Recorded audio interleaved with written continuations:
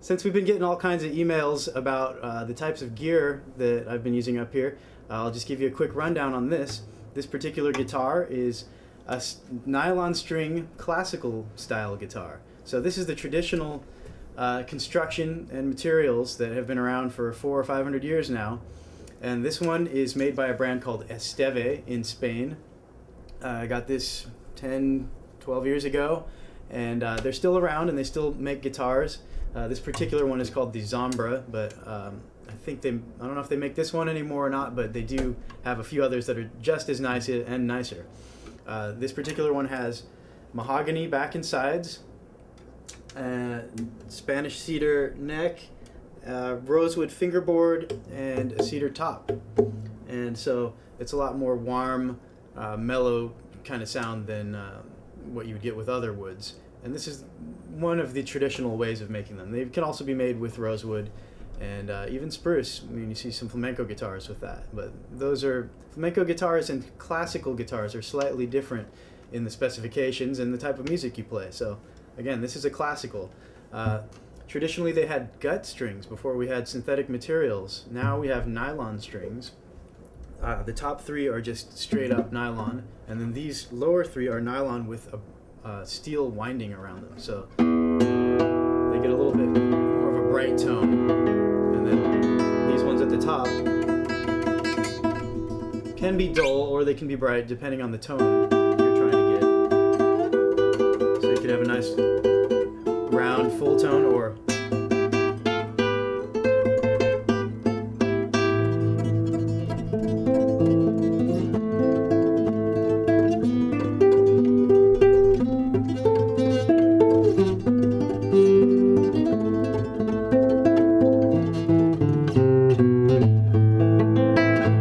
differences in the classical guitar from most other guitars. The strings and the fretboard tend to be further apart and a little bit wider, and that enables you to hold down chords and move your other fingers around within those chords without hitting any of the other strings. And it's also better for your right hand because the strings aren't so close, so you can pluck them without accidentally running into the other ones in the right hand. Also in the left hand, since classical guitar requires the use of a lot of bar shapes, the radius of the fretboard is actually very flat. So we say it has a large radius, which translates into very, very flat fingerboard here. There's no rounding at all. So that makes it a lot easier for bar chords. And if you're holding a bar chord for a long time, it won't be quite as hard with a flat radius. Also on this guitar, some of the things you may have not noticed, when you're attaching the strings down at the end here, these ones are actually tied in a special loop here, each one in a knot. And so it's around the part of the bridge here and right over the saddle. Is that a double secret probation sailor knot? Yes, I learned this overseas. It's a highly technical knot. Actually, everybody that plays classical guitar sooner or later learns how to make this knot when you learn how to change your strings. So it's important. It's like the initiation into classical guitar. Yeah, you have to know how to change your strings, and not only that, but also how to make the knot.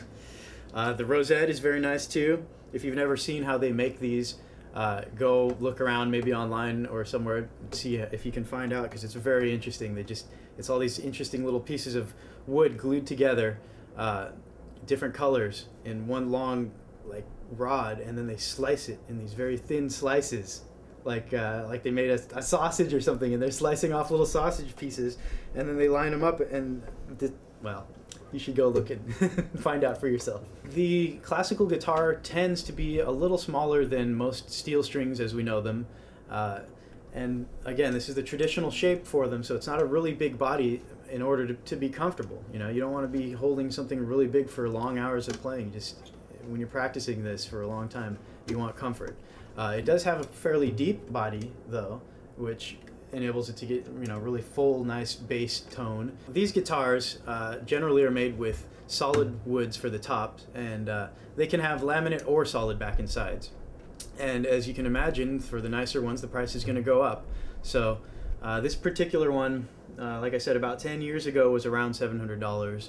So that's an average price. You can get them for a little bit less, maybe used ones for even less than that. But for really nice ones, expect to spend at least that much, up to twice that much.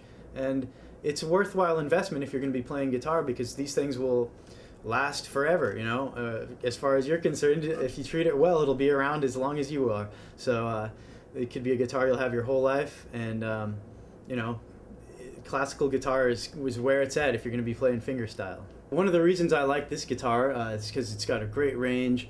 It's got everything from really warm, fat lows to crisp, sparkly highs. For example, down in the low range, you could get really nice, full sounding.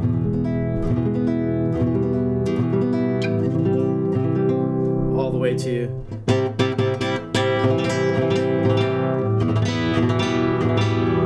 so depending where you play with the right hand, it's going to really affect the tone as well. So you could have a round tone here with a lot of bass,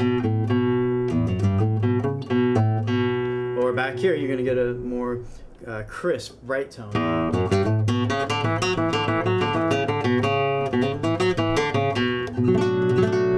And it's great for chords too. I mean, you can have bright sounding chords as usual, like I said,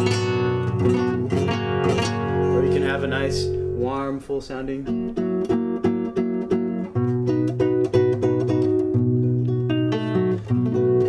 It's great for almost any style of classical guitar as well as modern fingerstyle. So you can play just about anything on these. It's not going to sound old or classical. It just depends on what you're playing on it.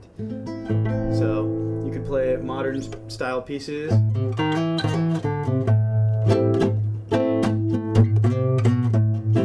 know, blues type things, or rock, or you can do the classical.